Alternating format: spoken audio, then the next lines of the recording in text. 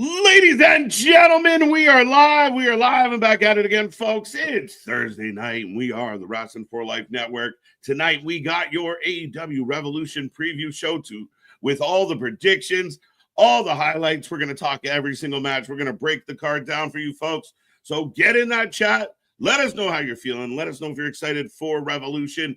Me and these pretty faces have you for the next little while. So strap in, strap on, grab your snacks, grab your feel good, and let's go.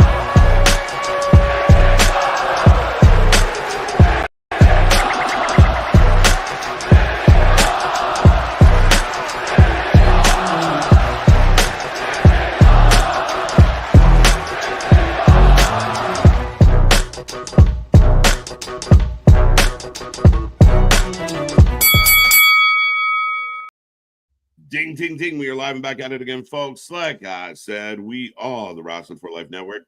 This is our predictions and previews for AEW Revolution. We got lots to talk about, 10 matches and a whole lot of intrigue with this one. Lots going on out there. I see that chat filling up. I hope everyone out there is happy, healthy, and safe. You're feeling good. You're having a good week. Friday Junior in the books. The weekend is upon us. It's going to be a good one, folks, and hopefully it's getting a little warmer for everybody out there. But tonight's going to be a lot of fun. We got lots to get into. I will remind everybody out there, I am Mr. Every Night KJ White, the Iron Man of YouTube. That is Big Nick. Yeah. Ladies and gentlemen, boys and girls, children of all ages, the Wrestling for Life Network proudly brings to you its Tag Stream Trios Champions of the World. The man who puts the T in TNA, Ringsider Anthony, the Every Night Delight, KJ White. I am Big Nick. And my guy, we were talking about this before we went live of this is the first AEW pay-per-view I remember being really excited for, all the way back to like Wrestle Dream and everything. Like, it's been a minute since I've on paper, just looking at the card, been super excited for an AEW pay-per-view. This might be the first AEW pay-per-view I actually purchased since Double or Nothing last year. So I am kind of actually excited for Revolution. Oh, 100%, 100%. I think the matches themselves, I know there's a lot of mixed feelings out there, and I know what the debate is that's happening online, but I think ultimately the matches are good. There's a lot of potential here. I mean, in a perfect world, I think 8 matches would be a nice sweet spot, but a lot of fun matches throughout this card, and whether people like the build or not, I can't imagine some of these matches don't deliver. Absolutely. Then that's maybe where Tony gets by of still having the 10 matches and everything. You were here last night. You can talk to how good Dynamite was last night, but they kind of get by just on how good the matches are. Like, you've got Ospreay versus Fletcher in a steel cage. Like, that on itself is going to be good. Granted, it's a bit of a story that they've built up, but Omega versus Takeshita, that on paper should be a fantastic match. Absolutely. Yeah, you got Will Ospreay versus Kyle Fletcher in a steel cage match. Like that's a match that's going to burn. So there are a couple of matches on this card that really could highlight the show and steal the show come Saturday or Sunday, I think. No, absolutely, absolutely. I mean, even some of the lower cards, I want to see the Outrunners have a good match. If they could make us think that there's a chance that they pull it off, I think it's going to be fun. Tony Storm, Mariah May, looking forward to that. There are a couple of matches that we'll get into later as we go through the predictions that, I mean, we could debate whether or not they should be there or they should be something else. But yeah, a lot of intrigue with this. My only fear for Revolution is that the main event is a low spot for the show. If the main event is Moxley Edge. Well, what he would make it a low spot? Because I feel like this match, if it's not a good match, would be really chaotic. Absolutely. But I'm worried that it's not going to be good. I'm worried it's going to be compared to Ospreay and Fletcher, maybe even Mariah May, Tony, Swerve, Ricochet are going to burn. No, right. Fair. I'll give you that. I will say that the main event will not be the best match of the night. Fair enough. I feel like this is one of those occasions where the world title doesn't need to be in the main event. You got other matches that really could be the main event match of the night. And this is one of those cases. Absolutely, absolutely. I mean, again, look at the talent they're putting in that ring. So, I mean, ultimately, it's going to be a fun one, folks. Let me just check with the chat real quick. 64% are saying they are excited. So, I mean, you'd like to see that number a little higher. Some people can be tricky. So I wouldn't put too much weight into it. But I mean, overall, I think there is enough here to be excited about. Again, you guys want to argue storylines, we can do that all day. But we don't do our usual roll call. So hello to everybody out there. Hope everyone is doing well. We will try and get to some of your comments as we roll through. But once again, no Impact spoilers. Anthony will show up at your house. He will track down your IP and he'll be on your doorstep. I might track down your IP for real though. But with all that being said, we are back at this Sunday pay-per-views. Throw me off a little. 6 p.m. we go live. We know when we start. We don't know when we're going to finish. And we know it might be Monday before we get off stream. I think it probably will be going on. Tony's average depends lower than his 14, 15 that he normally does. But now that I said that, we'll see if he adds any Saturday. Absolutely. Hopefully not. No. Right. No. I think the sweet spot is 9 on the main card. I think we're good there. Right. I could see him like we've seen it in the past where we get these random unannounced pre-show matches. Right. I think that. So, if they're pre-show, at least they're pre-show. At least. I mean, I still am a little torn on putting 3 matches on a pre-show. I don't love it. I kind of want to get people in their seats and show them something really good to start the show. Yeah, true. But with all that being said, we will go and start with 0 Hour, gentlemen. This was announced. We got our favorite Costco Cookie Man. With Orange Cassidy coming off 2 main events in a row, is now on the pre-show in this with Mark Briscoe. I guess they're friends again. MXM and our buddy Johnny Mundo. It's because of AJ Boom is why this whole match is a thing. But like everything I've seen lately, I would rather see. And granted, I don't want it on a pre-show, but I'd rather see like Mark Briscoe versus Gabe Kidd or something like, or even Christ. Mark Briscoe versus John Morrison, I'll take it. And OC versus John Morrison, I'll take it. Yeah, this is just what the fuck. This to me is just like throwing random people together to have a 6-man tag team match, right? That's kind of what it is. Good thing that it's on the pre-show and not on the main show. But I'm kind of with Nick a little bit. Like I would rather see something like Mark Briscoe versus Johnny TV or Orange Cassidy versus Johnny TV or something of that mix there, rather than having a 6-person tag team match. I would take MXM versus Briscoe and Cassidy over this match. I'll put it that tonight too. Okay, you're gonna go that way. And then listen, I understand why AJ Boom is an asset and why you could use him to your advantage. It's similar. I mean, on one side we see guys like Travis Scott and other levels of celebrity. They got AJ Boom. He's bringing eyes. He's at the Lakers game. He's popular. It might help. And again, any more eyes on wrestling, it's good for all of us, whether people like it or not. Yeah, I think this is a babyface win just to start off the show with a good vibe, good feel. So I'm going Cookie Man and crew.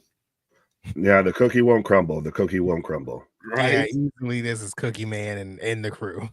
Right. It's bathroom break match. That's an early bathroom break. So you start the show in the bathroom. Well, I mean, some people might do that. Again, this is why it's a good thing that it's on the pre-show. Like this had the potential just because of AJ Boom. If they just throw this in the middle on the main card, just for an in-between, that would literally be a bathroom break, but we got him on the main show. It's true. And I mean, he did good with QT Marshall, I thought. Oh, yeah. Well, I mean, you've got Orange Cassidy, who is just out there taking on Mox, like you said, comes off main events, is now on the pre-show. Right. But officially, I didn't put this one in the chat. I didn't give a poll because I really don't care. Sorry, guys. But yeah, officially, I'm going babyface, Anthony. Yeah, Orange Cassidy and the crew. We're a box full of cookies, my guy. Like I said, the cookie won't crumble. Keebler all the way. Let's go. Yeah. All right. This one's going to be fun to talk about. Are you ready? As ladies and gentlemen, for the TBS title, we are getting Mercedes Moné and Moo. Momo, get it right, damn it, Momo. Momo is winning this match. I'm sick of Mercedes. Momo is actually being talented. She's the one that actually is talented out of this goddamn match. Yeah, Momo is winning this. Easy, walking away. To hell with Mercedes. I'm sick of her. She should have lost to Harley Cameron. She's losing to Momo. She's not losing, bud. She's going to go on the world's longest winning streak. I'm going to speak it into existence. I know that she's probably got, on a lifetime deal of always being champion. That's why she'll be TBS champion forever and never world champion. But I want Momo, so I'm going to keep saying Momo because it's fun to say. This really should be Harley Cameron TBS champion versus Mercedes Moné in a rematch from what happened at Grand Slam. Amen. That's what this match should be. And I sat here on stream and I called it that it wasn't going to happen. So at this point, it's like, even though Bianca Belair is talented, there was one point where you just don't bet against Bianca Belair. You just don't bet against Mercedes Moné because she's going to win. So it's like, this is definitely a Mercedes Moné win. This match does not help your company in any way, shape, or form. And not only that, to me, in my humble opinion, when you do this, like, remember we used to give WWE shit like, oh, here comes Goldberg to ruin somebody's run. Here comes Brock back again. That's what this is, like, bringing these athletes in. If you are a woman that's actually employed by AEW, you're not getting a shot at Revolution. You can't fight the champ. Moo Moo's in. She won it at Dynasty, at Wrestle Dynasty. I don't care. That's ridiculous. I'm just explaining how we got here. Right? Like, it does nothing for your company. If Moo Moo wins, she leaves with a belt. Meh, who cares? If Sasha wins, well, we barely knew you anyway, Moo Moo. Bye-bye. And then you got Harley sitting there, and she's gone quiet. She's gone quiet. We knew that was going to happen. We knew that was going to happen when she lost, and we knew that she was running into the buzzsaw that is Mercedes. Like, I agree, Mercedes is going to win this match, and I don't want her to win that match. That's why I'm just screaming Momo from the mountaintops, because I just need something to break away from Mercedes Moné. There's too many M's in this match. Yeah, you can't vote for Moné. You can't. I'm sorry. Yeah, it's really sad because they had something. They had something with Harley Cameron. It was right there. Like, she had captivated the crowd, and she in a way got herself over. And it's just like, that's the moment you capitalize on it, and they failed. And now we're back to, let's just throw another challenger at Mercedes Moné for her to beat. And it's just it's tiring. It really is. Well, I see something from the chat, if we want to talk about this, if Kyle brings it up, and then Christopher also brings it up, of do we get at some point Mercedes versus Athena? That's, I think, would be the actual time that Mercedes would probably could lose, would be an actual challenge, I feel. Booking wise. I don't know. Athena seems to be banned. She's the only one that doesn't get to come to the show. That's true. That's true. You don't see her on Dynamite or Collision, right? And I know it's a match that everybody wants to see. Me personally, I feel like Mercedes is going to come out on top because Mercedes is going to get what Mercedes wants. So in a way, I really don't want to see it. But I mean, if you can get her around on AEW, on Collision and Dynamite, it might be a moneymaker match, but it's still going to be Mercedes walking out as she probably will have 5 belts at that time, because I'm pretty sure they'll put the Ring of Honor title on the line as well.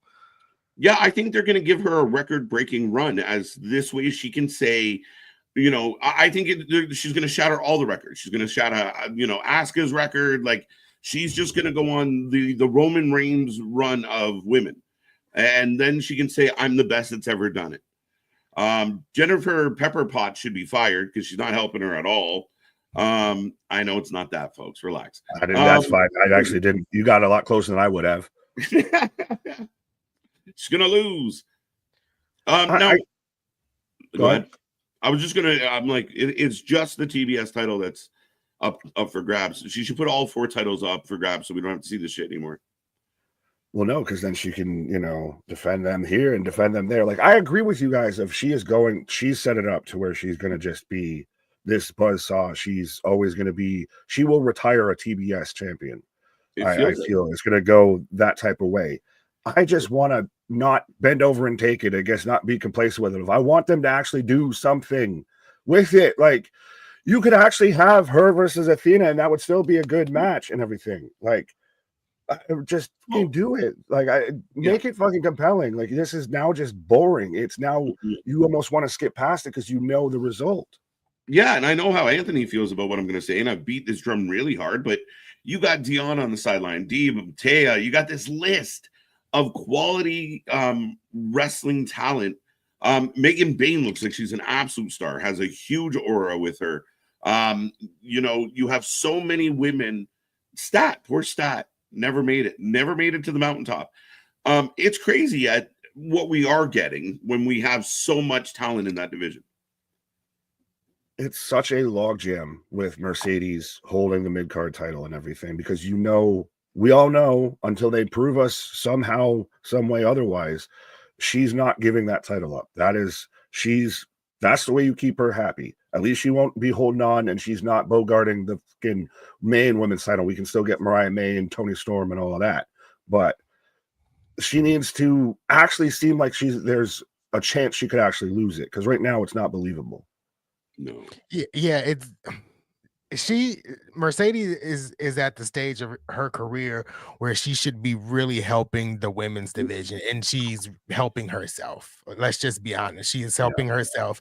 This is a time where you put over talent. She's in the position where Bailey is right now, where Bailey is prominent, but Bailey is putting over talent. Bailey is going to NXT trying to put over talent. I believe if they do the Roxanne match at WrestleMania, she's going to put over Roxanne. This is what Mercedes Moné is supposed to be doing if she's supposed to be wrestling in the best women's division in the world, as she has called it. And right now, the mid-card TBS title division is surrounded by Mercedes Moné, and is really only lifting Mercedes Moné up, and everybody else is just behind her. Yeah, she's supposed to be lifting this division up, and she's pulling it down like a cinder block around your neck. Like it's not helping enough. And again, I don't think the AEW women get enough exposure. But I'll ask this to the chat. I'll ask this to both you. Can you guys name a really cool, exciting AEW champion right now? A belt holder that you're like, oh man. Toni Storm. Toni Storm. Maybe because of the storyline. Toni Storm might be the only answer. That would be it, honestly. What's that? Hurt Syndicate? A little bit, because it's new, so I'll give you that. But the tag team division's been a little fluffy. But realistically, TBS, TNT, the IC belt, the Continental belt, which apparently they're thinking of merging. The trios belts don't even matter. I don't even know if they're even on the show anymore. The world champion's been a bit of a meh. So, I mean, there's not a lot of exciting champions in the AEW right now. I would say Takeshita, but that's more just because I really like Takeshita. They haven't really done much. Like, it was weird, very weird with that, of how Kenny was like the ultimate boss in that tournament versus like not the title holder. It was Kenny. Right? Yeah. Why'd they do that? But, well, okay. So officially we're all going Sasha. We're all going Mercedes, because I'm still taking Momo. I'm going to die on this hill. I will fight for this cause. I will not be brought by Is it Monet Hogan, or are we doing Mercedes Hogan? How we want to do this one? Monet Moo Moo. No. I'm saying Mercedes is very much Jarrah Hogan out here. Right. She's Mercedes Hogan. That's what we're going to call her. Mercedes Hogan. Mahogan. But no, I mean, again, so that's it. I mean, I don't even know if I asked the chat. Yeah, no, 50%. We're going 50%, only 32% for Momo. Why would Moo Moo become the TBS champion? Last question. Because she got 30%. Momo, you're going to irritate me the more you call it Moo Moo. This isn't Homer Simpson where he's too big to go to work. I'll wear a Moo Moo. No, this is Momo. Moo Moo Moo Moo. Maybe because it's a way to get Mercedes and do dates internationally and go over to Japan and everything. She has to go over to go get her belt back and go. She can off is the direction you can fuck, I guess. And you can go over to Japan. Maybe a record. We went 19 minutes. That was pretty good. Yeah. But no, I mean, again, but then you got your TBS title in another company. Your world title hasn't been seen in months. It's weird. Your trios belts, we don't know if they exist anymore. I don't like it. Why would you? Sasha's never losing. Ever. She's never losing. Not to Moo Moo. Forever. She's gonna have 5 belts when she wins the AEW Women's World Title. Don't you Oh, put that evil on me, dude. Tony. I'm just saying. Don't you do that. Absolute angry dude if she takes on Tony Storm and takes that belt away. That would blow my mind. Then she completely locks down the women's division. Then what the fuck are we fighting for? She becomes a grenade.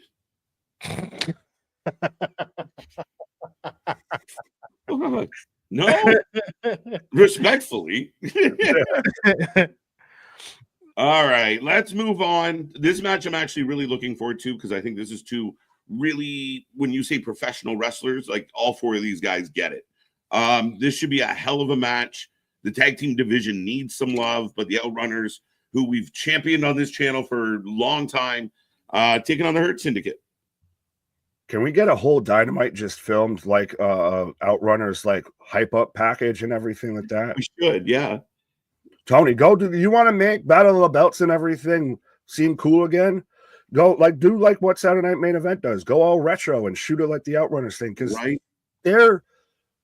where not Private Party, where Scissor Me Timbers, where the Acclaimed were like a year or two ago, I feel, of everyone's behind them organically. Everyone wants to see them win something, but unfortunately they're running into the buzzsaw that is the Hurt Syndicate, and they hurt people. They do. Yeah. This should be a really fun match. I'm actually looking forward to this one a little bit. I know I've been a Debbie Downer when it comes to the Hurt Syndicate. Still kind of am, but they really can go. Both of them, Shelton and Bobby Lashley, really can go in the ring. And like you said, the Outrunners are the top tier right now. Everybody loves them, right? So this should really be a fun match. I don't think the Outrunners are winning. I think just because the Hurt Syndicate just won. If this was maybe happening at, I think their next pay-per-view might be Double or Nothing, I would give it to the Outrunners, but I think the Hurt Syndicate is taking this one. Yeah, I wonder if it's too early. And I mean, it's maybe just bad timing. Like the Outrunners, even if the Outrunners got the belt when they first got hot, you might have ran into this situation. And to be honest, I can't really criticize the Hurt Syndicate in the tag team division. They feel important. They feel good. Right now you do have a world champion. You can work Bobby or whoever up into that. I mean, if you wanted to set up like kind of a running storyline with these guys, it could be really good, but it's going to be a one and done, unfortunately, like we said with Harley. The Outrunners are great, man. I really wish they could pull it off, but it's too soon. Her business just got those belts. I hope that it's not a one and done. I do think that the Hurt Syndicate's going to win this and everything.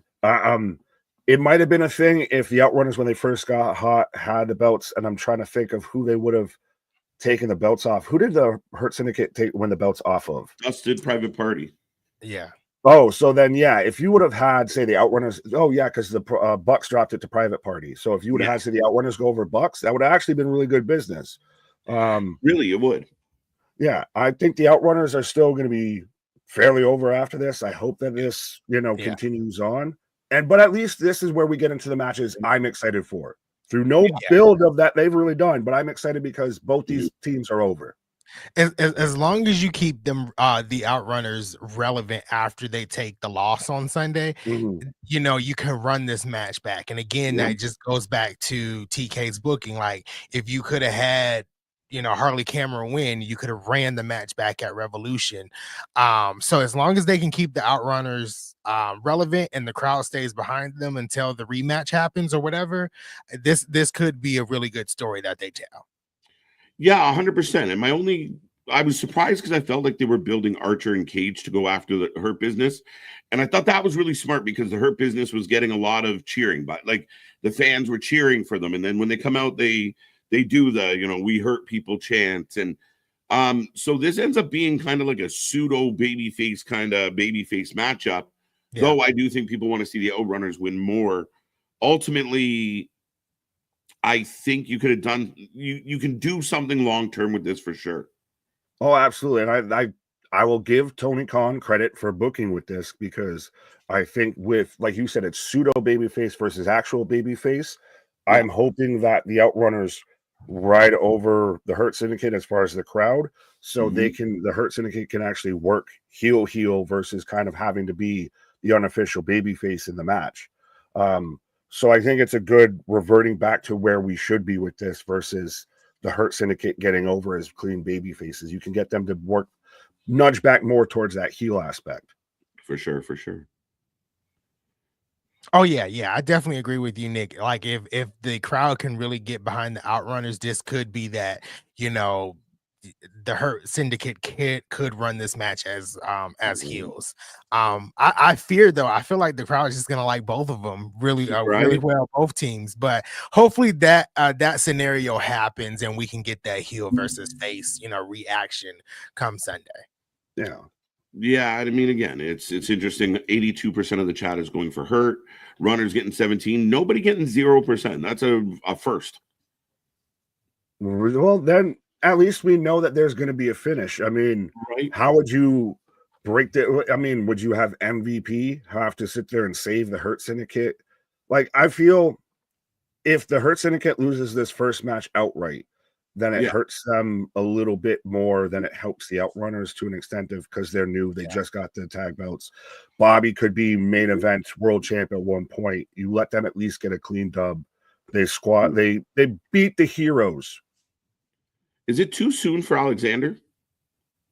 Was he released or was he I don't in his know. Well, I contract? remember I think he was the one that they just didn't renew because there's been some that they didn't renew versus release, and I think they didn't renew. So he might be clean to go here. But even then, if Cedric show up in cost, the Hurt Syndicate, well, yeah, shit, if he shows up and helps Hurt Syndicate, you get the DQ that way. Gives you an out. Yeah, but if you want to still make it and go with it, you could do that. I could see it. So the reports are saying he was released. So Yeah, see you in 90 from February 7th ish. So yeah, we ain't there. We're not there yet. Cedric was released. So thank you. All right. But so I'm on the board with Hurt Business, Hurt Syndicate. Yep. Taking this Hurt Syndicate too. Yeah, I think we're unanimous with this one. I think this gets into the matches I'm excited about, and I think will be a fantastic match. But Hurt Syndicate wins. 2 title matches in a row, which is great. Yeah, and we'll see if again, because we talk about predictability of some of this. So Tony might have to throw a curveball at us somewhere because I think a lot of these people are leaning one way right now. Yeah, but do we save all of our curveballs and all of our special pitches for the main event? Maybe. I mean, I think there's definitely things afoot. Oh, a foot, a heel, an ankle, a knee, a shoulder. Well, and before we get into this match, you mentioned how we've got 2 title matches in a row. It feels like almost all of these matches on the card are title matches outside of maybe 2. I think, in the pre-show. Yeah. I mean, shows you how many belts they have, but yeah, it's a lot of title belts. Right. It's true. Right. But so this match kind of came out of left field. Tony said after multiple altercations, which I can think of one. Regardless, Okada, King, and if I had it my way, this match is less than 3 minutes. Really? If I had it my way. How do you my way? Well, no, how would you book it? You said you want it your way. How would you end this match in under 3 minutes? That Brody King decimates Okada and we move on with our lives. Oh, so okay. So you're not going with who probably will win this match. You're going with who should win this match. I get you. The tricky one. This to me should be a collision main event. This should be the go home collision main event. This should, folks, tune into it. Should collision before the night before a pay-per-view should be basically your lead-in, your Sunday night heat. It shouldn't be its own independent thing anymore. It becomes Sunday night heat. It's your lead-in. It's your pre-show. Yep. In a lot of ways. Yeah, fully agree. I'm here with Brody King winning. I think it's time to move on from Okada. And get that off of him and see what Brody King can do with that title and into the mid-card division. I guess that's a mid-card title as a whole. I'm totally with KJ. Let this be a squash match. Yeah, Nope. man. Okada hasn't impressed me at all in AEW. Yeah. Oh, I will admit that there is definitely, it's the syndrome from going from New Japan to AEW. Kenny's been stricken by it. Okada's been crippled by it. I feel of there is New Japan Okada and then there is AEW Okada, and AEW Okada can't hold a fucking candle to New Japan Okada. I still though think that Okada wins this. Where if you mentioned about them potentially unifying the Continental and the international titles, maybe you do that all in Okada versus Kenny. Spoiler alert for a prediction later down the road. But you have that match, title versus that title. Is so lame. But that's what I'm not telling you what I would do. I'm predicting what they will do. Dude, that's not fun at all. It's predictable. We saw them tease. Remember when Kenny was coming back and they sat there and teased it, and it looked like they were teasing it all the way to All In. And we're like, really? We're going to wait this long for this? That's how they're going to do it. That's how they're going to make it work. Don't hate the player, hate the game. I'm not telling you what I would do. I'm telling you what they're going to do. God help me. And you're not wrong. Damn it. I mean, that's the thing is, even when you said this would be a 3-minute match, I was like, well, if this was me in charge of creative, Brody wins this. Well, again, you've still got the Hellhounds. You still can maybe do them, tag division, what have you.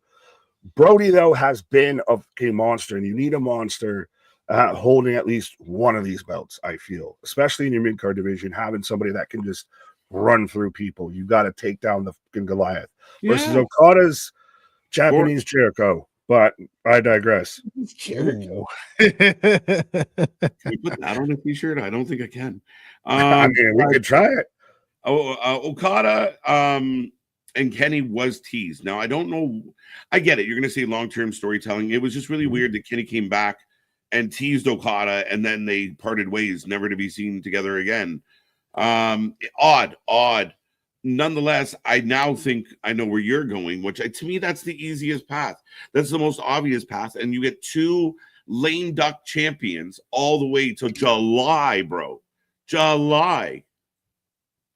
I'm not, again, like I said, don't hate the player, hate the game. I'm not telling you what I would do. I'm just reading the tea leaves of where I'm pretty sure they're going to go. Who earns? Yeah, that's the thing. That's the part that sucks. Is the only way that you can like counter it is just like, well, they shouldn't do it, right? But they'll probably do that because to them that's their track record. That's their pattern. I mean, it makes sense. It makes total sense that they would kind of do it that way. And you're gonna sell that. You're gonna sell it as a big title versus title match, and you're gonna do again. You're gonna play on the whole history of Kenny and Okada. Mm-hmm. It's again, I said it's rinse and repeat. When it seemed very much like Kenny was setting up to have a feud with Okada, and then especially once they teased it to All In, I was like, how are we going to get here? Yeah, because we've got to get they're teasing that's going to be an end game here, and they're going to very much rely on now with the New Japan partnership. They've got all the footage they can use. Yeah, they're going to rely heavily on that. Sorry, this popped me just as I went to speak. Dale, do you have a stepbrother? Sorry. Good one, Maddie. But I mean, I think that Okada's boring. I think Moxley's been boring. We talked about it. Mercedes is boring and annoying.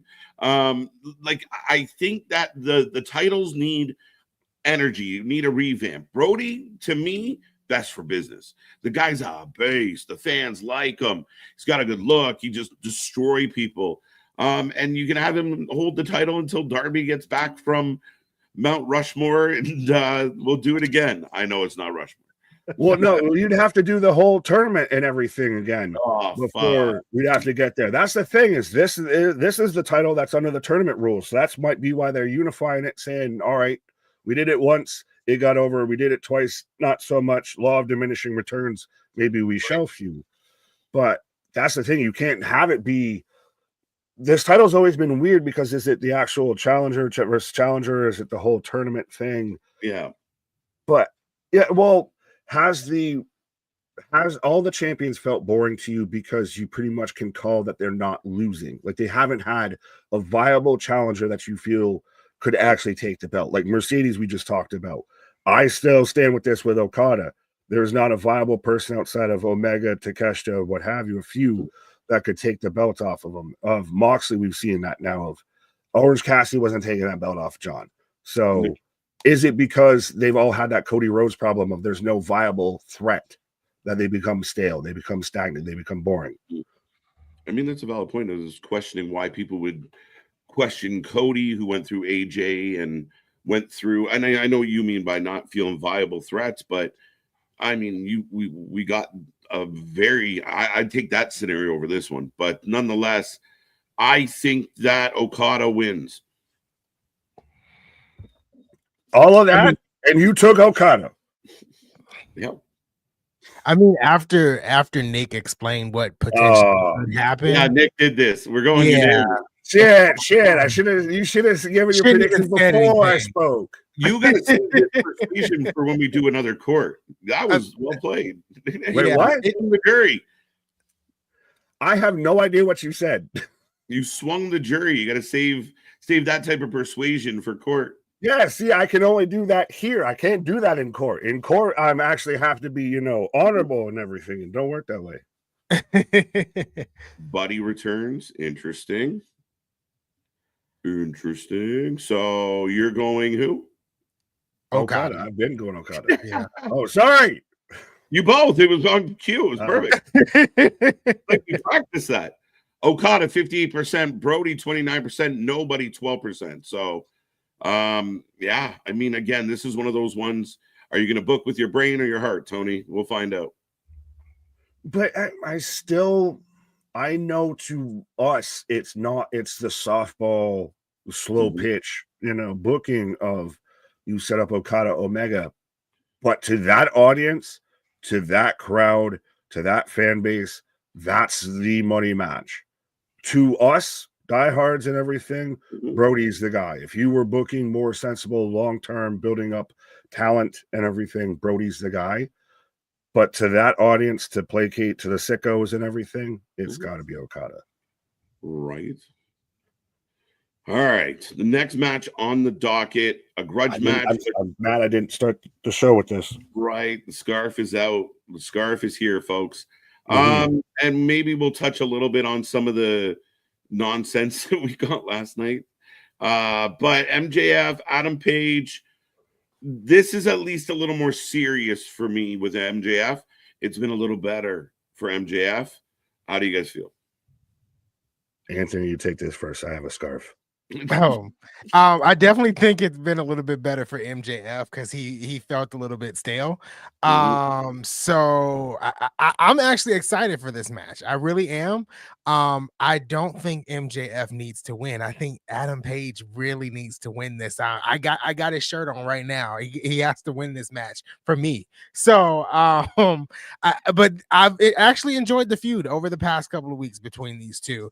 I think last night it really got heated and got to a point there. So I think Sunday these two are going to battle it out, and it's going to be a really good match.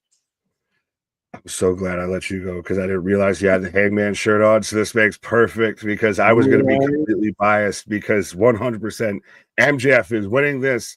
I really like this. This is the match that I'm really excited for. I think this actually could end up stealing the show potentially. Because I think this is very much been at least the best course correct for MJF coming off of, we thought he was going to be all over when he was doing the devil in the parking lot and he's all busted open and everything. We're like, holy shit, the devil MJF is back and everything. Then he gets sucked up into Jeff Jarrett and then he's into this and he's just kind of lost in the abyss, just screaming at anything.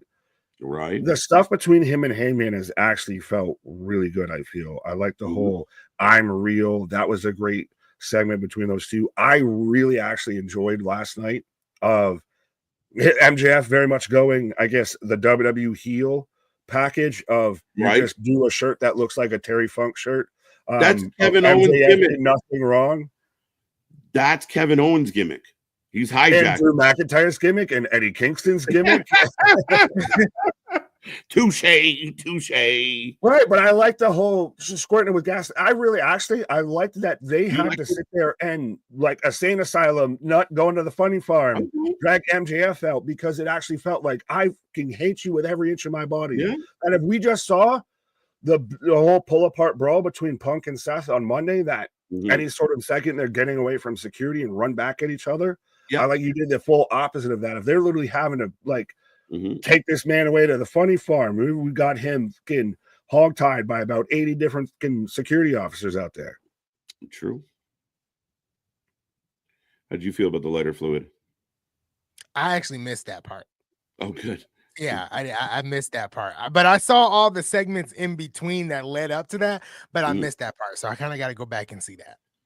Yeah, I mean, again, I didn't hate it. I did like the fact that they were on it quickly. Again, I think last night I talked a little bit about, AEW being a little more consistent with that kind of thing. It works when you do it because you get the fans chanting, like, let them go, and you get people into it when you see, like you said, MJF being pulled away. If they get to stand in the ring and just do whatever they want for 15 minutes, you're like, all right, I'll go get a snack. Let me know when you're done beating the guy. But I think, I mean, again, I didn't mind it. And kind of, you like setting things on fire? I'm going to set you on fire. Like, borderline, but not bad. Yeah, well, I think it's been the closest we've seen to a return to form for MJF a little bit.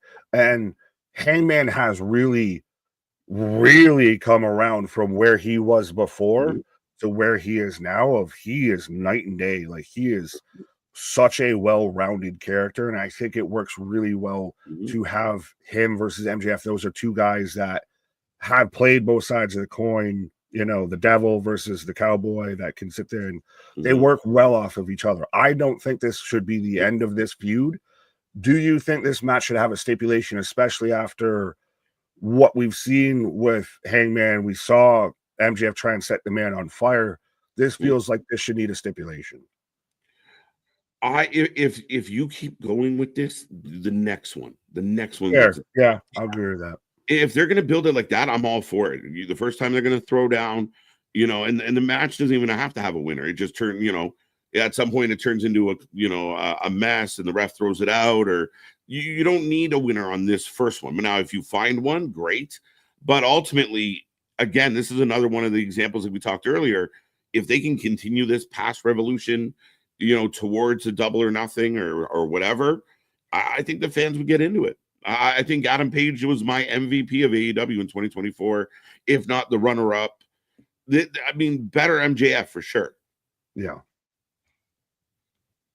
Absolutely. This has been a way better MJF than what we've seen late last year, summer of last year. This has been a really good MJF. Hopefully he stays on this path where he is now. So yeah, Sunday's going to be really fun with this match. They both can go. Yeah. Oh, absolutely. And I agree with you, KGF. I hope this isn't the end of this. And I know I joked about it's kind of the WWE heel, care package right now with you wear the knock off Terry Funk shirt and everything. Right. But it has that similar vibe to a little bit of, you can do this. It does feel like it's tinging on that. Both guys have a bit of a point here to an extent. And realistically, does the crux of this I like of Hangman going at MJF saying you're not real, and MJF saying, well, everything that you've done or that we've done the same shit, but you got redemption. I didn't. So what makes you different than me? That whole crux of that story is something I think they can go for a while with this if they just let it. And you need a good redemption thing. Like, I want to see MJF be good for a while, because we've seen flashes of it, and then he gets caught up with Jeff Jarrett. He gets caught up with Adam Cole. Yeah, true. I mean, does it sting more when a guy says you're not real, who's driving a Prius with horns on it? Like, help me understand what's not real here. I watched a lot of Yellowstone. I didn't see any Priuses. Not one. Not a one. Not one at all. Right? Like, what am I missing here? He's an environmental friendly cowboy. Right, the modern cowboy. Great job, bro. You look badass in that little pickup. That's the thing, is respectfully have the man show up in a beat up ass old Chevy Ford pickup like from the 60s, Silverado. 70s. Like have him just cowboy. Right. Dun, dun, dun. Johnny Cash bumping out of the car. Let's go. Like, what are we doing? Or even just Prius. in modern country, like have him, if you're gonna be the cowboy, lean into the fucking gimmick. What cowboy shows up on a Prius? That's like showing up on a pig with fucking horns slapped on it. His Prius with the horns is like Julius in Trailer Park Boys with the spoiler, the hockey stick spoiler. Like, what are you doing? What are you doing? You got a Monte Carlo and you put a hockey stick spoiler on it. What are we doing? That's the remake in 2025, the Vegan Cowboy. Vegan Cowboy. But where are we going with this? Like, I mean, a tougher one to call. There now the chat has it. 46% MJF, 43 Page, a sliver, and 11% going nobody. So it's neck and neck. Nobody could be a sneaky pick here, though, too. Right. Yeah, I kind of had that vibe. If this, we both talked about it, or we all talked about it, of how if this continues on and the next match has a stipulation, you don't have a definitive winner here. That calls for the stipulation. Yeah, I could see that. I could definitely see that. I'm still sticking with Adam Page winning this. That's my choice. I'm not changing it.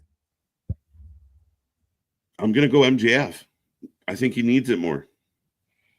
MJF. Just legitimately think MJF needs it more. Yes.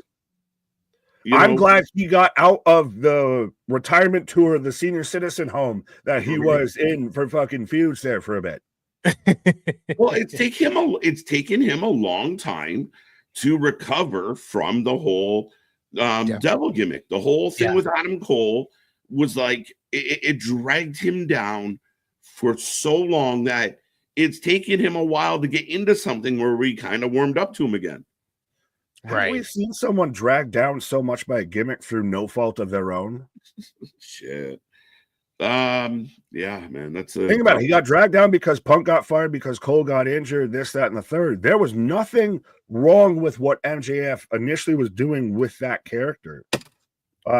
Until people got hurt and people got fired, and then the shit went completely sideways and fucked up his whole trajectory. Yeah. Absolutely. So I'm guessing you're definitely Scarf Man. 100%. That's why I was chatting with you, MJF. I was mad I didn't start the show with the scarf on. I'm glad it's a return to form. I'm glad that I can actually watch MJF and he's a highlight of the show versus oh fuck. What stupid joke did you say now? Like, right. MJF in 2024 was not MJF in 2023. Let's be honest. Yeah. The last thing I'll say about any of this is the tattoo removal thing was stupid. It was dumb. Not if he really did it, because setting up them options. Right. But we know he didn't really do it. The first one, the tattoo he showed was probably fake in the first place. He just licked it and just ran off. I was just about to say that, running underwater. Right. All right, gentlemen. A highly talked about match. This one's actually entertained me. I'm really, really, really looking forward to this match. And I'm curious what you guys think. But Swerve, Ricochet, what do we got, chat? What do we got, Nick? What do we got, Anthony? Yeah, I'm actually really looking forward to this match. Ricochet may suck on the mic, but he sucks so good that he's funny. Pause. Right? And I should pause that. I should, but like it's so bad that it's actually good, because like there's times where he might say something that's actually really, really funny, right? And one of the things he said last night, I had it in the chat last night, but I can't repeat it. But it was like, I'm too good to sign or whatever it was. It rhymed. And I was like, okay, you actually tried something there, Ricochet. That was actually pretty good. So yeah, I'm actually kind of looking forward to this match. It's interesting to note, do you put Ricochet in the world title picture? Because this is for this is a number one contendership match. So do you put him above Swerve at this time? And I don't know. I just have a hard time saying yes to that because I do want Swerve to actually win the world title again and have a better reign than he did the last time. And I think I would like to see that before Ricochet even steps foot into that world title picture. So I'm kind of torn of who I want to win, but I am excited for the match. Nice. But do you have Swerve win, and depending on who you have winning the main event, you could end up babyface versus Ricochet's clearly the heel here, and I have become a big fan of his heel run. I get he's just the dorky asshole that everyone is supposed to hate. He's Dom Mysterio. They're throwing toilet paper at him. He's out there with the annoying Jada laugh, ha ha, and all that. Yeah, 100%. I dig it. The scissors thing, little stupid.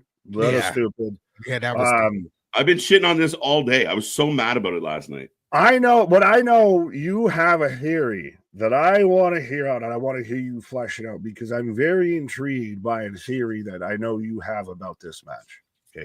What I like in watching the last couple of weeks and some of the issues and how the kind of central piece of this whole matchup has become about this robe and do right by me from Swerve's buddy Nana. And what does our old buddy Prince Puma need more than anything?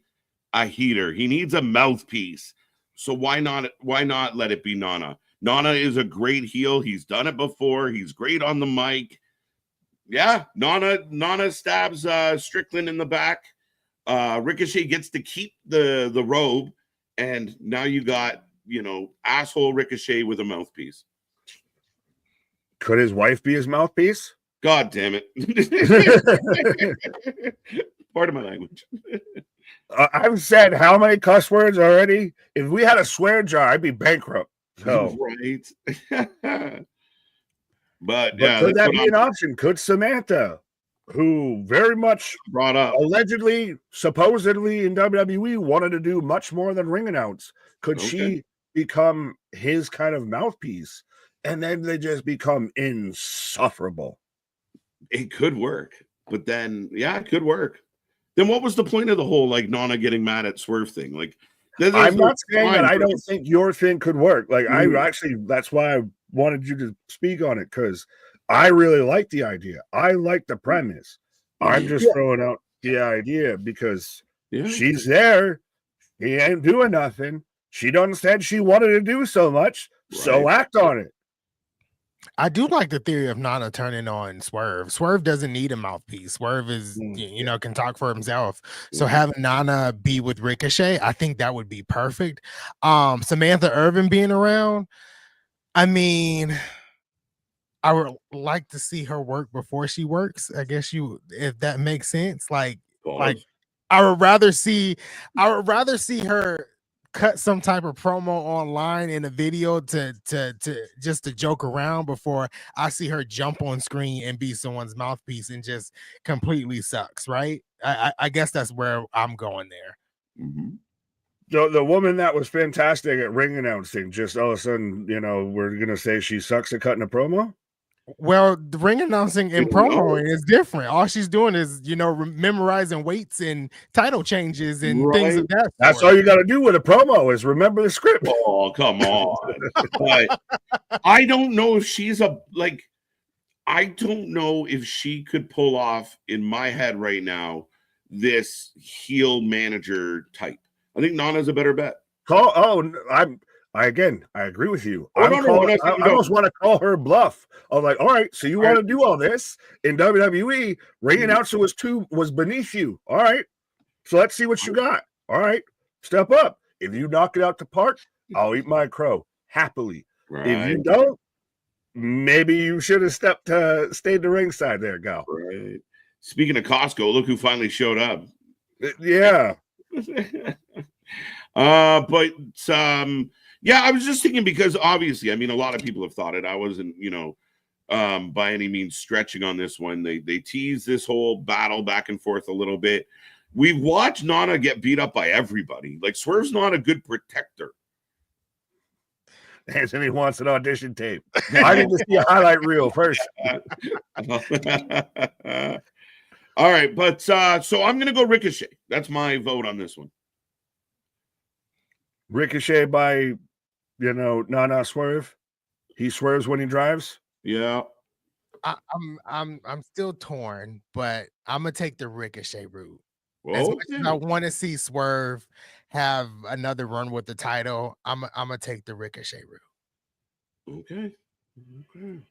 I don't think Ricochet right now. I don't want to see him in the world title. I get that. I like him being a heel and everything, but give Swerve another crack at it, Jack. And especially if, spoiler alert, if Adam Copeland is your world champion. I know it might be babyface versus babyface, but it could be maybe Swerve retires another legend. He's already retired one.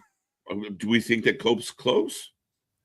He was already retired 9 years ago. So, I mean, he's close at any moment. I don't know. He seems to be having the time of his life right now. Yeah, well, and it's not the time of our lives, but I digress. Swerve, 68%. Rico, 20%, 12 to nobody. So Swerve, a heavy favorite in this one overall. I mean, again, I think this match could be match of the night. I really do. I'm excited for this one. Absolutely. And I like you again. I like the whole idea of Nana turns, and I could very much see it.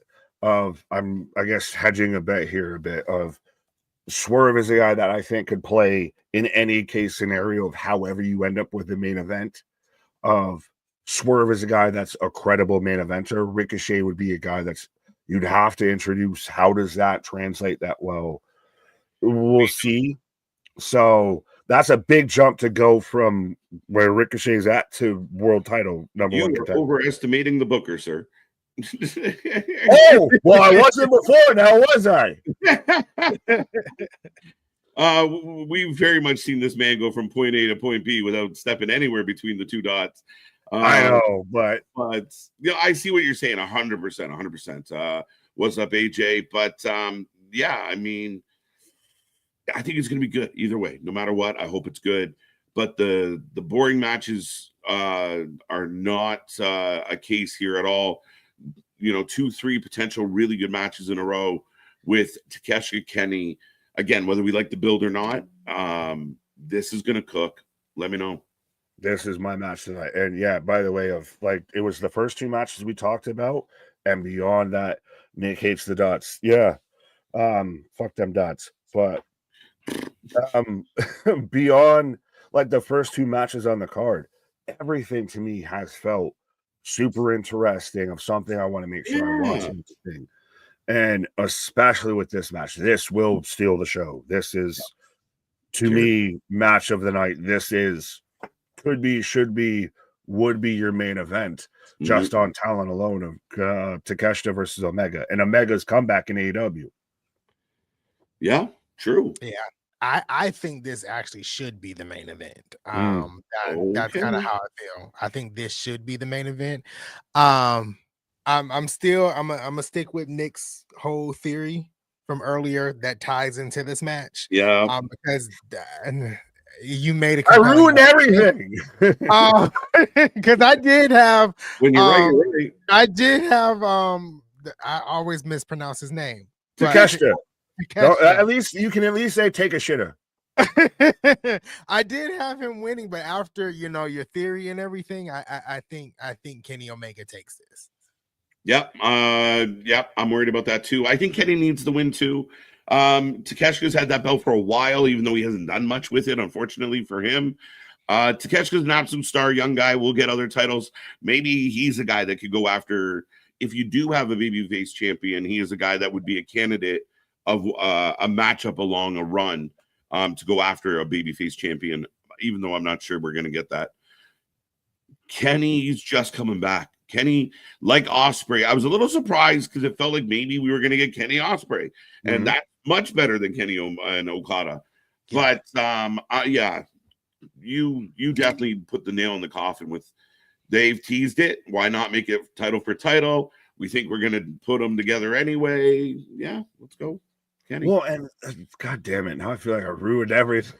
But no, way to this go. To me, just on paper is a fantastic match. Remember, this at one point was the Omega versus the Alpha. This is what Kenny Omega versus Okada is this match right here, because Takeshita is the sky's the limit with that guy. He is miles ahead of a lot of people. I think this match steals the fucking show. I think this match is going to be fantastic. Obviously, going even just off of their last match and the match that we saw with Kenny versus Gabe Kidd. But yeah, Kenny wins this match. He just came back. Takeshita, through no fault of his own, they have fucked up the handling of Takeshita.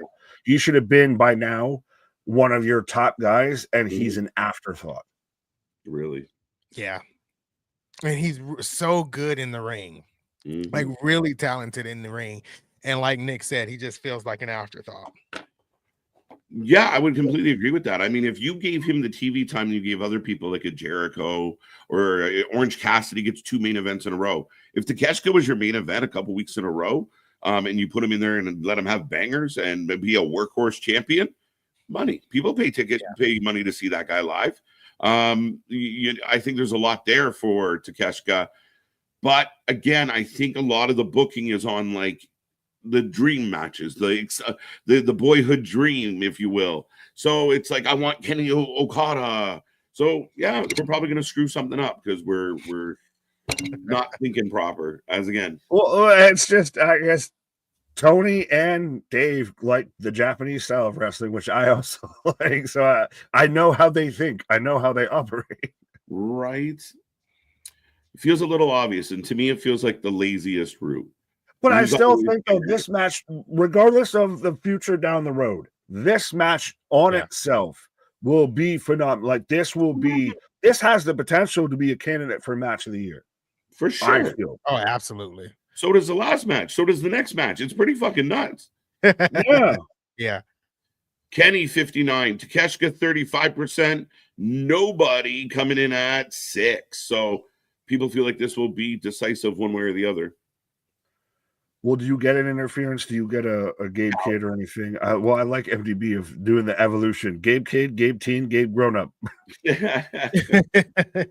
Pokemon. I don't want to see that goddamn screwdriver this time. Honest to God, I'm so sick of Don Callis. When's the last time you saw it? Like last pay-per-view or it's every big match. The screwdriver. Now the scissors were carry. Man, the scissor thing. We didn't even talk about it. We're not going to, but my God, did that bother me? Go ahead, let loose, my guy. Let your hair down. Stab somebody in the forehead with scissors. The man shows up at the main event and you didn't even know he got poked. How is that a thing? Like, you're bludgeoning people. Like, what? Why? They're two good wrestlers. Ricochet's doing good. You don't need the extra shit. You're overcompensating. To me, it screams insecurity. It screams, I'm not confident in just my ability. We need the props. That's this fucking company. That's AEW in a nutshell, my guy. We're not comfortable in our ability. We need props. We need gimmicks. We need this. We need that. That's the thing. No, it's dead ass. It's 100% of literally. They remember, if AEW got back to the fucking core of what it was when it started, it wasn't gimmicks, it wasn't props, it was fucking story, it was talent, it was actually having a cohesive fucking vision. And I think they bled all the way up to like Hangman 1, and they didn't have any stories past that. And now they're riding by the seat of their ass. And now they've relied on the fucking gimmicks and the tropes and the fucking what will pop them for tonight. They've gone back to year 1, year 2 AEW is much different than year 3, like year 4, year 5 AEW, because now we become more WCW. We need gimmicks, we need tropes, we need this, we need that. Not actual talent, actual characters, actual personalities I can invest in. You mentioned it earlier. most of the champions feel fucking boring now at this point because there's no threats anymore. No one feels credible. No one feels authentic. Yeah, facts. Well said. Agreed. Sorry, I went on a tangent. No, it's a good one. We don't apologize for tangents around here. But yeah, no, I mean, again, lots of intrigue with this one. So I'm officially going Kenny. I think we all are now. Kenny. All Nick I Ball. swayed the audience. I am guilty of jury tampering. That's what I am guilty of is jury tampering. I'm not gonna lie, I completely forgot that they were teasing Okada Kenny. I forgot because so much other shit's been happening. Why would we even remember that stare down? It's so dumb. Because I'm a Japanese wrestler, Mark. That's why. Right? It's the same reason. Honestly, it's the same reason that got me super excited for WrestleMania 34. Speaking of WrestleMania, going back to New Orleans, but yeah, because they teased AJ Styles versus Nakamura, which I remembered from Wrestle Kingdom and got me hooked on that. That's what they're going to do with Kenny and Okada. You're going to rely on history to sell the current shit. And MDB reminding you what I've said, but tangents are the bread and butter of this channel. We've built this channel on tangents, my guy. We built this city on tangents. Right? Tangents and hills that you shouldn't die on. That's been the basis of this channel for that a lot then. Yeah, man. That's why y'all here. But let's move on because this again could be match of the year, could be match of the night. We said this at least 3 matches in a row. Ospreay, Fletcher. I don't care about the build. This is set to be insane. Kyle Fletcher looks like he's part of a Game of Thrones shit with his fucking crown and everything. He looks like he went through the wardrobe. Dun, dun, dun, dun, dun, dun, dun, dun, dun. Prince of Narnia. That's what I was about to say. The Prince of Narnia. Right. Does that make Callus the witch? And who's the wardrobe? Right. Oh. How do you guys feel about this one? Again, I think another match that's going to potentially be match of the night. I just want the feud between these two to be over. This needs to be the end. Like they squared off what this is like 4. This is the 4th time, I think. I seen one of them live last March. Actually, I think it's a year to the day. But yeah, I want this to be over. Like, just let's end this at Revolution and let them go their separate ways. But this match is gonna kill. I'm excited for it. Has this become your Rhea Liv? It's been better than Rhea Liv, but if you want to put a title to it, absolutely, yeah. I agree. I mean, I was mad they ran this back. I thought they were teasing Kenny and Ospreay, which yes. Listen, I watched that interview that Ospreay just went out. Everybody's clipping it and using it for clickbait. Will Ospreay should be the face of this company. I love the guy. The minute he starts talking, he's so happy. You just want to be happy too with him. And he's so passionate. That passion he talks about when it comes to pro wrestling, you can't help but like the guy. Even if you don't like, even when it came to the why did he go to WWE, didn't go to the WWE and da-da-da-da. Like, again, it's just, you can't fault him for making his choices because he's just that guy. Like, I'm going to do me. I'm going to blaze my own path. I believe in me. And I think this guy should be fighting Kenny for a world title at All In, not Okada. Why are we wasting it? But, this match is going to be unbelievable. Oh, trust me, I was there. I'm with you. I wanted Kenny versus Ospreay. That is, again, we've seen that before. We've seen even Ospreay versus MJF of 59-58 of being phenomenal matches. Ospreay is diluted the more he's away from the main event scene. Now, I didn't read the comment, but I don't. We don't need to go back to it. I saw Tony Khan, and powders and everything. But I'll ask you both, and I'll ask the chat: better cage match of not exactly the weekend, but of the next 2 days or so together. Ospreay versus Fletcher in a cage, or Seth versus Punk in a cage. Oh, Better steel cage match. I forgot that was happening on Monday. Just a little interesting little tidbit that we got insane cage matches back to back. right. I think the part of that's going to come down to your flavor. Like, are you a vanilla shake person? Are you a chocolate shake person? Like, I think both matches are going to be awesome in their own way. If we're talking sheer just action and holy shit, I think Fletcher and Ospreay's got the front runner here.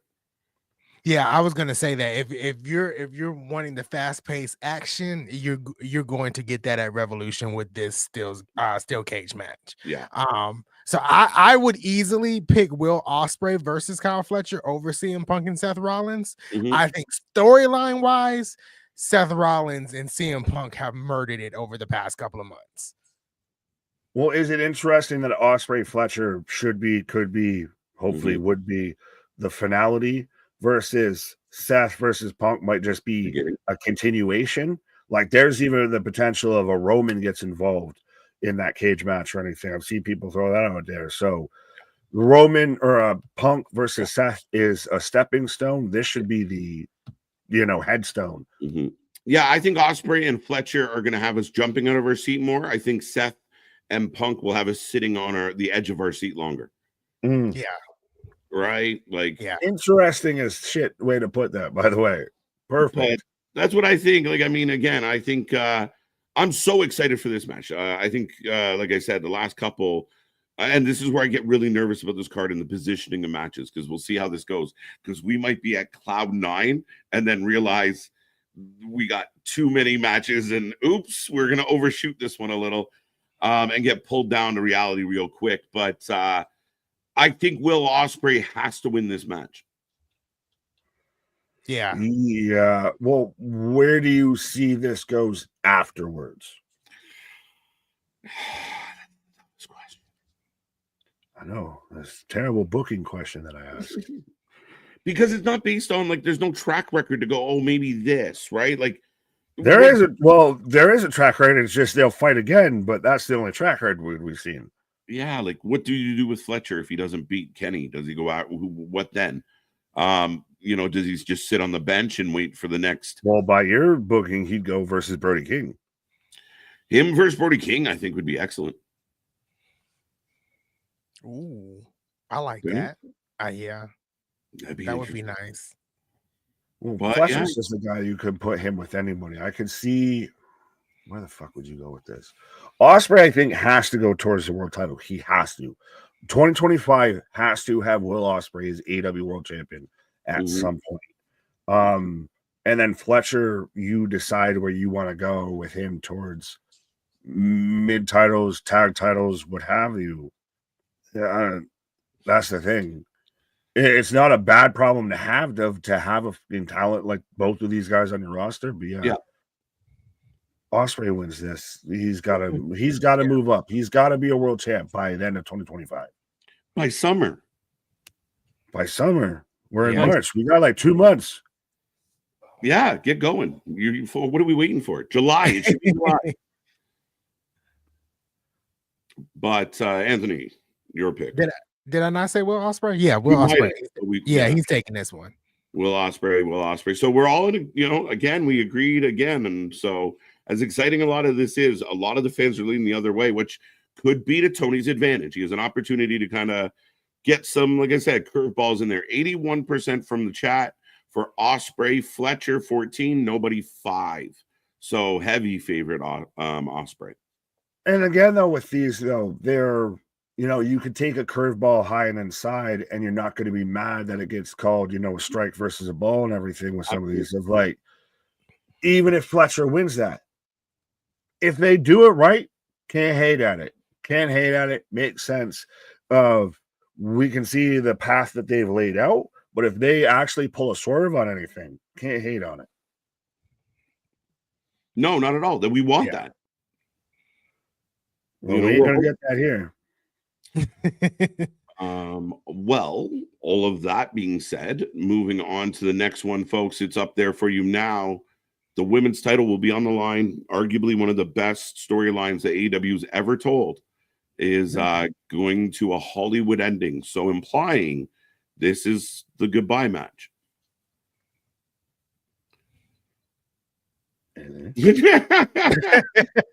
Quiet on the field. Yeah, this has been one of the best feuds in AEW, hands down, top to bottom. They might have had some dry spells, but hands down, top to bottom, this has been the best feud that they have delivered in a very, very long time, or just in all time for AEW. Toni Storm at the top of her game, Mariah May, really good in ring. Very good chemistry between these two. That's not, you can't deny that. It's very good chemistry between these two. This being billed as the Hollywood ending, meaning it's potentially the final match between these two. I'm torn of who to give it to. Toni Storm has had the title. She's the first 4-time, I think, AEW Women's World Champion, or 3-time. And each reign has really been great. Mariah May just had it. Maybe wasn't the best reign out of it. Do you give her a second chance and have her run with this, or do you let Toni Storm win this? I don't know. I'm torn. Yeah, I mean, it's not a slam dunk in either way. I see a way that you can have Mariah May do this. The question, like the last match, always with AEW booking is, where do they go from here? Like, it's a tough one because there's not a whole lot coming behind it. I do think Toni Storm retains, though. I think she's the bigger star. I like Mariah May.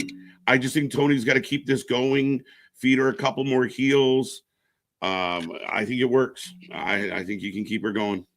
This whole thing has done absolute wonders for Mariah May. I will just say, down by the bay, we'll play with some clay. Hey, what do you say? But I'm not Trump. I don't wear a toupee. But ole, very much of ole, Roosh. But Mariah May's very much become a star out of this whole thing. But Toni Storm has become an icon. She has been the pillar. She has been become a foundational block of AEW here with this. She's been one of the best characters of 2024, the best wrestlers of 2024, has carried over, and they managed to pivot and bring it back around and everything. I know we talked about before of people kind of hijacking titles and everything with like Mercedes. I almost don't mind if Toni becomes, stays again the litmus test of she becomes the Mount Everest of you need to climb here to fucking be here. But Mariah May is very much shown she can hang and bang. Pause. Toni wins this match though. She's been one of the best. Ex WWE, or I hate to use that always as a fucking tagline, but someone that was with another company that went to another company that really found themselves and hit all their strides. You should have just said WWE. But yeah, no, I mean, again, I think you need, and I think I talked about this earlier, the idea that there's not a whole lot of exciting champions in AEW. Toni Storm is one of them. Do not take that belt off her.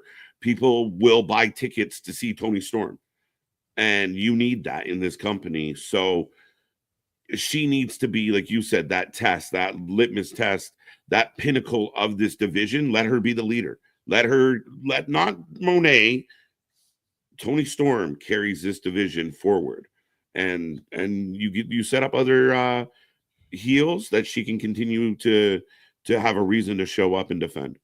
Yeah, I feel like if AEW is around, for a very long time, the first inductee into the AEW Hall of Fame needs to be Toni Storm. Because it's just been so good. The character development over the past 2 years with, this has been so good. I love it. So I think I'm with you guys. As much as I think Mariah May is up there, Toni Storm needs to be the definitive leader of the women's division, and she needs to win this match at Revolution. Yeah.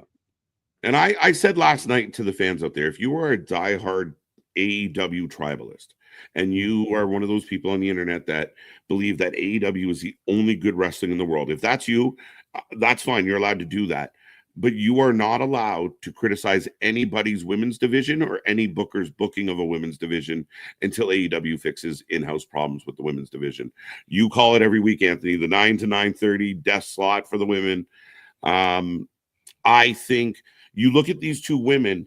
If Mariah May moves out of the title picture and you set up a Mariah May Deonna kind of rivalry or a Mariah May somebody, and you build up and you have more than one match a week, you have an opportunity here to have a pretty good depth to your women's division. It's up to Tony. Well, and Mariah May has very much garnered that, attention and that power, I guess, of being, at a certain position now, a former world champ, and coming out of this story of even if she has a few that's not for the title, it has weight because it involves Mariah May now. Yeah. Tony, I think they always like to use the term of pillar. I think she's very much become a pillar and foundational block in this company. And TK, why can't I get a black and white, Tony Storm action figure? It's part of her whole gimmick and everything. Give me timeless Tony Storm as an action figure. Give me a super edition. Here, if you do it, Tony, I just want 5%. I want a 5% and I want a free version of it. I want the first one. I want 101. I want the demo. But like Tony's become one of those of just a license to print money, a license to print attention and everything. Of even with Queen of the Ring coming out, she's involved with that. Why are we not amplifying that? Yep. And what makes sense of Tony's that era, that ilk, that timeline, what have you, of her. She called out Wendy goddamn Richter, and she came out there and hype up Queen of the Ring and everything. Mm-hmm. I say bring her in for a segment. Bring Richter in. Let's go. Right. Storm 74% from the chat. May 13, nobody 13. Excuse me. That was an odd way to break that. I just heard May 13 and nobody 13. I was like, what? Right. So yeah, I mean the fans think Tony. I think Tony. Everybody picking Tony. Yeah. Oh, what has there been much difference tonight other than you and Moo Moo, which doesn't even count? Momo, god damn it. And we're just like, we're an R&B group out here. Tony. We're just, clean all the way around. There you go. Yeah, I don't know. I got nothing else to add to this match. I think it's going to be a great match, though. I think, again, could be match of the night. Best women's match on the night. Well, yeah. It's not a hard hill, but it's a hill. I push all my money on red on that one. Let's go. Right. Well, and I will say, though, that this whole story that they built up, and even the whole DDT on the stage, and this deserves a Hollywood ending. Like, this whole storyline has been one of the best storylines, the best creative decisions that AEW's done in its history. Yeah, I saw a fan out there today that said, oh, this segment was great. It was so much better than the Punk segment. I said, just stop there. As fans, we need to stop doing that. Like, stop the comparables. Mariah May killed it. Punk killed it more. So we don't need to put this one down by pointing that out. These two women are killing it.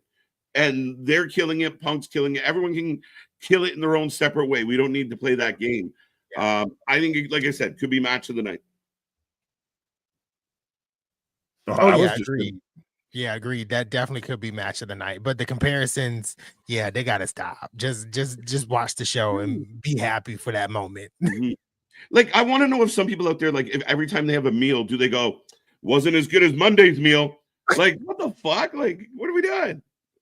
Yeah, but no, that's why we do what we do, because other people do what they do and everything. But yeah, no, fuck off with it's the best for what it is and everything. That's the best for them. But fuck, why does that need to be compared to that? I get cool, same company, same whatever, but the fucking comparison shit, you're just losing the entire focus of everything. 100%. But with all that being said, sir, you popped Hangman with wasn't as good as Monday's meal. We gangbanger out breakfast out here, right? Mom, the meatloaf. What could be your main event? Meatloaf worthy main event. Meatloaf Moxley. which I'm afraid if this is like, I'm afraid for this match. Moxley, Cope, the main event. I'm hoping it overachieves for my estimation. Sitting here today, I think that there's at least 4 matches that are going to be better than this one. And really, Tony and Mariah might deserve the main event more. But I'll leave it to you guys. This will not be the best match on the show. This might be the biggest moment on the show, depending on how you want to go with this. Of if Cope wins on this day, a secret, you get that moment. If he wins and then Christian shows up, and then you can get that whole steal of if Moxley somehow just retains and he's just, the Death Riders run roughshod. Mhm. I've seen the outside theory of Jay White, I guess, turns because of do. I haven't seen anything to insinuate that, like, to set that in motion.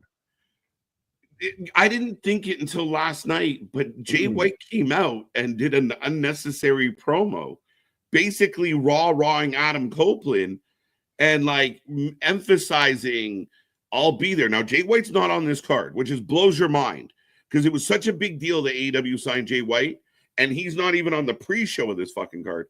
But I think there's a potential, just the tone of Jay White of, I was there for you, Coper. We wonder if Jay White could turn, if Jay White actually, because Moxley keeps preaching, now I'm all alone. And then Jay White did that. People are connecting those dots. I'm thinking it's a thing. Does that mean that Moxley retains? Because that shouldn't happen. My issue is, Anthony, if he loses, is it dead? And do we care? Is what dead? The Death Rider, him. It needs to be dead. Their name is dead. I don't care that it's actually dead. I don't care that it's actually alive right now. So it needs to be dead. That was a failure to launch more than the Death Rider. That was a failure to launch.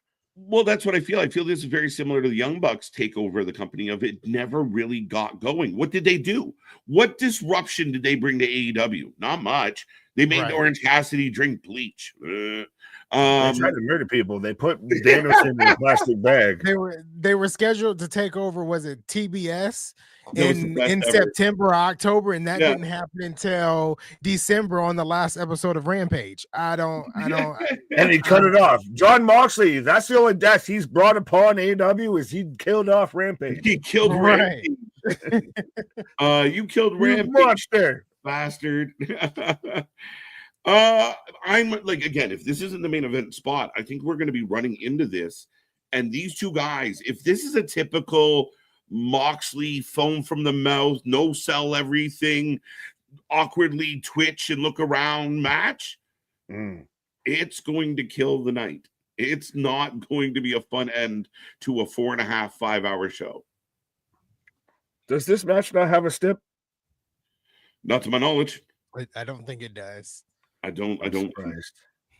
Yeah, I'm surprised too. It's not like a street fight or whatever.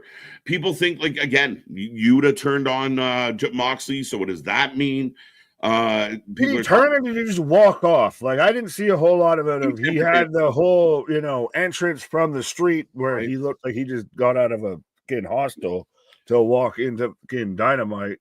And then I guess shakes hands with Cope, and then Moxley, the big bad Death Rider, the leader of this whole group. Don't you walk away from me. Don't you walk away. Jump his ass. Well, you're the guy who was out here trying to poison people, trying to fucking strangle people out with plastic bags. And this guy can just saunter off away from you. Bitch you out in front of like some emo son-in-law. What the fuck are you doing out here? Yeah, it's just a teenage kid throwing a tantrum. Right. I'm not overly excited for this match because I'm not overly excited about the Death Riders. I'm not overly excited about Copeland, to be honest. I thought they had something really cool with rated FTR, but that lasted 1 week. My bad. Yeah. But if Moxley loses this match, the Death Rider thing gets put out of its misery. Then there's Christian Cage. Does he win it? Does he cash in? Well, does it? Do you run the confliction of, if you're going to do Jay White, do you do Christian Cage? Which one takes precedent? It's Tony effing Well, Khan. may never know. It's Tony Khan, bro. I don't know. Is it too much? But that becomes the question. Does Christian Cage cash in if Copeland wins? Does he cash in and win, though?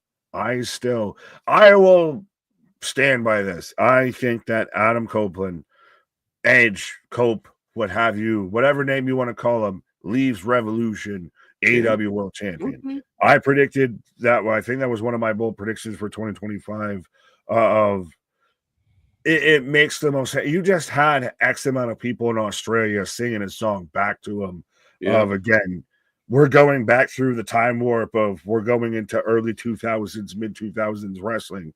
I feel in 2025. John Cena's a heel and Adam Copeland's about to be a champion. Edge is going to be a champion. So that's where I think we're going with this. It's going to be the most attention for AEW is Adam Copeland as champion. Okay. The Death Rider shit's fucked up. It failed. Cope could walk out as champion. Christian could walk out as champion. Lil dude from across the street could walk out as champion. As long as Moxley does not walk out as champion, I will be okay. Fair enough. Ricochet Cope, maybe heel Ricochet, babyface Cope. Swerve, Cope. I ain't got that much time left. Again, another guy that Swerve might have to put down that's got a bad neck. Oh, okay. Well, that again, Little Jim from across the street. Little Jimmy about to be AEW World Champion. I watch too much. Everybody hates Chris. So Mox with 50%, Cope 44 and 6% going to nobody. So another one that's neck and neck. So I think we're all leaning a lot of the same way, but there are a couple in here that could surprise us, like Moo. Well, but so does anyone actually think that whoever wins this, like especially say if Cope wins over Moxley, Christian cashes in and leaves, AEW World Champion of one of those of just when you thought, but wait, Killshot could come back. They do that. They run that back for the third time of Killshot. That's gotta be Lucha. That's gotta be Source. That's gotta be Source. It's gotta be Killshot. Like, that doesn't sound good. No, none of it does. None of it does. I think it would be a bad move if Christian leaves this pay-per-view as champion. I know it's I'll get a lot of heat. It might get a lot of the wrong heat. Christian was in a much better spot when they gave him the contract, whatever, the clipboard, what have you, to be a world champion than he is now. Like when they gave him that, his stock was up here. Now he's like here. Now it's like, how the fuck do we get rid of this? Because he could do it, and the only way he could do it is because of its Edge, its Copeland you get back to that rivalry. And then again, we've gone through the wormhole of the Hardys are on WWE, John Cena's a heel, Edge and Christian are fighting. We've gone 20 years back in time here. Yeah. Oh shit. I think that at the end of the day, if you want, we talk about AEW needing more and more kind of positive news, positive press. I think a really feel-good story that will get a lot of clicks will be Adam Copeland is the new AEW World Champion. I think that's the happiest feeling you could leave us all with on Sunday. Anthony? Oh, that's how they're ending the show with "Leave us all behind on this day." Right. You're having that's the song that's playing through the whole exactly. And the man who had to retire, never regained being world champion, is now big pyros and everything on this day. That's how you're ending Revolution, I feel. Yeah. But wait, if there's a turn. I think the best bet would to have Cope in the pay-per-view as champion. I kind of agree there. And he kicks off your press conference. That's going to be another 2 hours after an 8-hour show. He's will be in a good mood when the media scrum starts. That's the hope anyway. Right. But the hope for the Cope. Hashtag that, folks. That sounds like a marathon. Hope for the cope, folks. The great American cope, the great white cope, whatever you want to call That's it. us now. That's us now. Before we sign off and say goodbye for the night, real quick, just a couple of rapid fire yes or no's. Young Bucks come back? No. Not yet. Never. Please never. Never. Well, ever. they are coming back, whether we don't like care. it or Fuck off. not. I'm gonna say no. Samantha Irvin, yes or no? Yes. Even a sighting, a minimum. Just to hedge bets. Yes. I'll be wrong. I don't care. I'll say no to Samantha. No to Samantha. Kill switch. No. No, not yet. Nah. No, I hope, and I hope I'm wrong with this, but maybe he's done. Well, I mean, I don't want to get. I wouldn't gamble with that shit. Well, From what I know and everything, I wouldn't gamble with that. Like, respectfully. Well, I mean, you get better, you heal. Like, I don't think he's gambling with anything. He had an ailment and came out of nowhere. But. Well, I mean, we all like. I mean, you can get a chest lung infection from anything, right? Like, he. I mean, again, I just hope he comes back. I don't think he's done forever, and I think they'll be safe about it. But regardless, it was a quick yes or no. We didn't. I don't care. It's only kill switch anyway. Anybody else that you think we might see? And this is one of the names. Real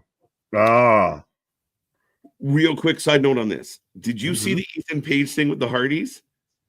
And they complimented him on his finisher. Good finisher. And he goes up to Matt and says, well, maybe that's not the only thing I take from you too. And I'm like, he has a partner. I know his partner. Like, let's go get his partner. You do the North versus the Hardys might not be bad.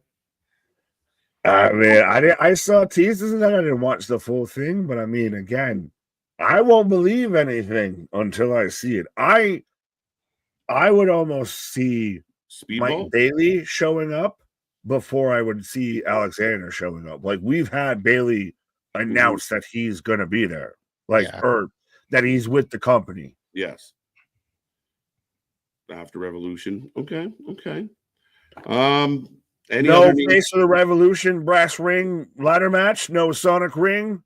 It's funny because I guess Tony said he felt like he wasn't in a position to do that this time. So I found it. I don't think you ever were, sir, but I digress. Yeah, he said he's happy with that division. He doesn't want anyone to go out. Like, if somebody wins and goes after Danny, people might want Danny to lose, and he's protecting Danny. Danny's going to have that belt. Danny barely defends that belt. Yeah, he loves Danny. Tony goes clubbing with Danny. Yeah. Eddie Kingston. I will probably be one of 5 people that loses my mind if Eddie Kingston shows back up.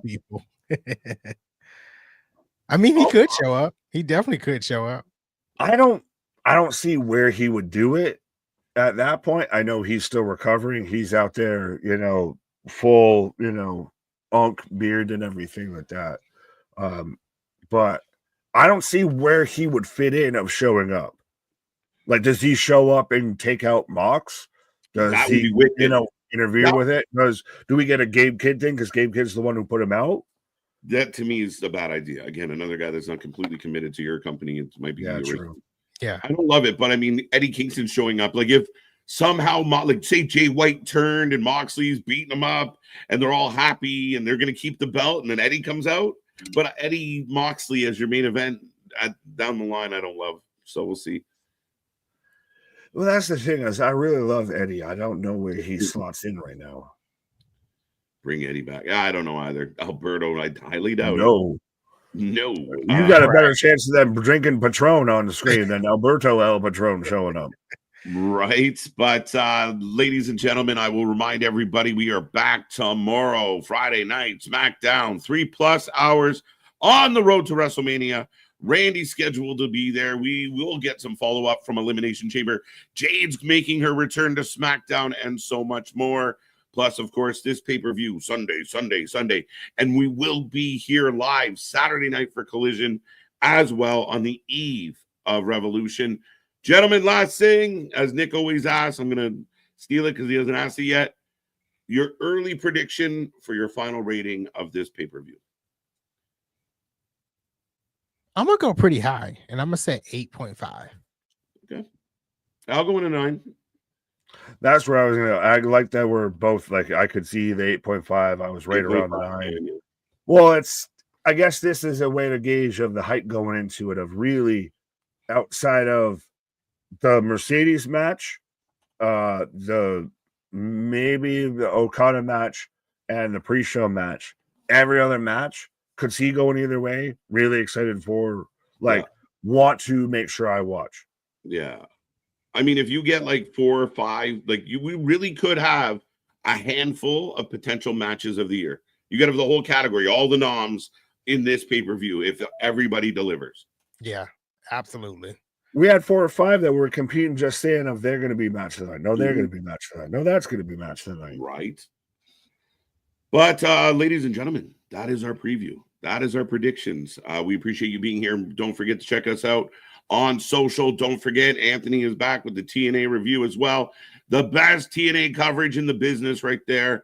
And lots going on at TNA. Lots of excitement as they head towards Sacrifice as well. But be a friend, tell a friend, like, share, subscribe. Be a part of the family. Be a part of the fun. Anthony, any final thoughts? Just like you said it the best with the TNA review. It's coming out Saturday. Got a lot to talk about. Oh, no. Our shit is real. Our shit is raw. Our shit is all authentic. What are you talking about the rest of you? Put that forward live footage. Come back tomorrow, folks. We got so much for you. See you on the flip side. Good night.